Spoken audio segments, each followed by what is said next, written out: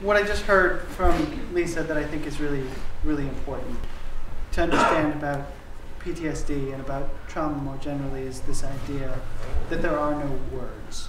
And I think that is one of the biggest reasons that we at the Trauma Center have started to look at alternative approaches than this traditional talk therapy. And I'll give you an oversimplified version of the brain that evolutionarily, how evolution works is very conservative. You're not going to reinvent the wheel. So very simple organisms have a brain. They have a nervous system. And what's the most important thing?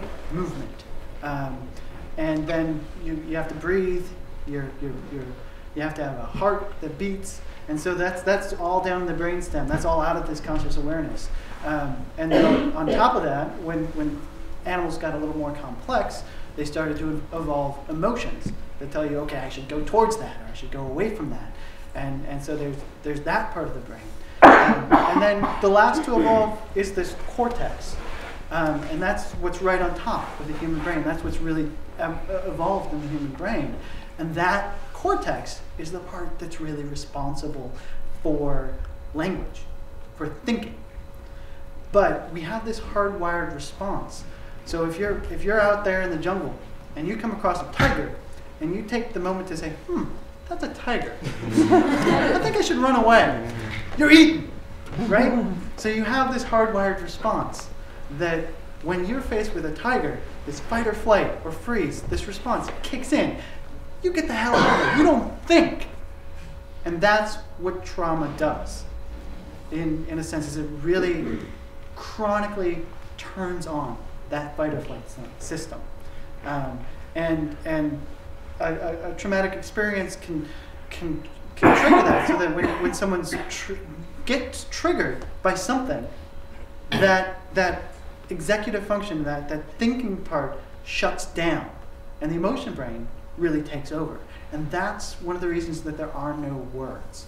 And so we know that chronic long-term trauma, and as well as any traumatic experience, really has a fundamental effect on the brain. And one of the things that at the Trauma Center that we're trying to figure out is, okay, how can we help people who can't talk, who can't engage in talk therapy? What can we do to help them retake control of their body and to help free up that ability to talk? And neurofeedback, which is what I'm going to talk about, is one of the ways that we think we can help the brain to get more regulated, to kind of calm itself down. And so that's the title here, is Rhythm, Trauma, and EEG. Because what I had talked about a little bit before was the electroencephalogram. And that is something that we've known about since the late 1920s, early 1930s. There was a guy, Hans Berger, and he was the first guy to really isolate, hey, when the brain is making electrical activity. So what we know about that now is, what is that electrical activity? Well, when there's neurons in the brain, and I'm sure you've all seen pictures of neurons, and there's synapses, which is the gap between those neurons. And so when a neuron fires, it produces there's an electrical charge because there's a differential in there. So what happens is you have a lot of neurons firing at the same time, and they tend to fire rhythmically. And that firing travels up through the cerebrospinal fluid, through your skull, through your skin, and you can very faintly pick it up on the scalp.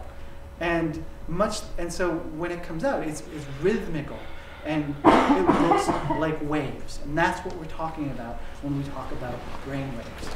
And just like light, the EEG has all sorts of frequencies of waves. So there's slow waves, and that's when the neurons are firing more slowly, all the way up to really fast waves. So let's go on to the next slide. And I think that rhythm is really important, because the brain is such a rhythmical organ. And rhythm comes in all sorts of different ways, in different places. We have the circadian rhythm, which is the rhythm of the day and night, the cycle of sleep and awake. We have the seasons. There's seasonal rhythms as well. And even conversation. One of my advisors in graduate school, who was a supervisor teaching me how to do therapy, one of the things he would stress is that it doesn't necessarily matter what's being said. There's a certain cadence to that. And he said the way therapy should work is the client goes da-da, da-da, da-da, the therapist goes da-da, and then it goes da-da, da-da, da-da, da-da, and that's the way it should work. That's good therapy. But there's a rhythm to it, and every conversation has a rhythm to it. You know if you're on a first date or even talking to a friend when there's that lull in the conversation. When the rhythm breaks down. You feel it. So that's why I put life on it, because I think there's a rhythm to life. And the EEG is very rhythmical. So if we go on to the next slide, I'll explain what this is. This is a little bit of a graph. And so we can put a cap on someone's head with a bunch of different sensors. This one is a sensor right in the middle of the head. And when the brain takes in a stimuli, it responds in a certain way.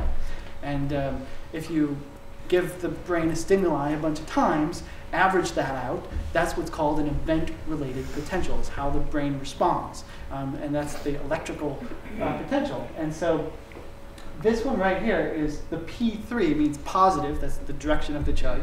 The 3 stands for milliseconds, so that's 300 milliseconds. So when the brain is given a tone, it should respond. That line in the middle, the solid line, is people who have no trauma and no PTSD symptoms. And that's what the wave should look like. And those other lines, the dotted lines and the dashed lines, are people with PTSD. And they're either medicated or unmedicated, but it doesn't matter if they're medicated or unmedicated. There begins to be a breakdown, a fundamental breakdown in the rhythm of the brain.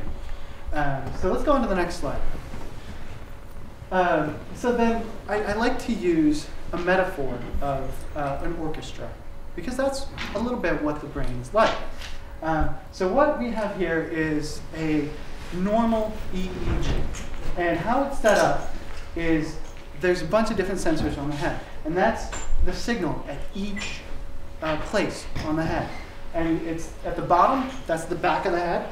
And then as you move up, it's more towards the front of the head. And the front of the head is at the front there. And so you see different types of waves in the back of the head and in the front of the head. But you can also see that there's a lot of similarity to those waves. So I'm going to come over here for a second. So like this right here corresponds to one side of the head. This is the other side of the head. So those are what are called homologous sites. And you want those homologous sites to be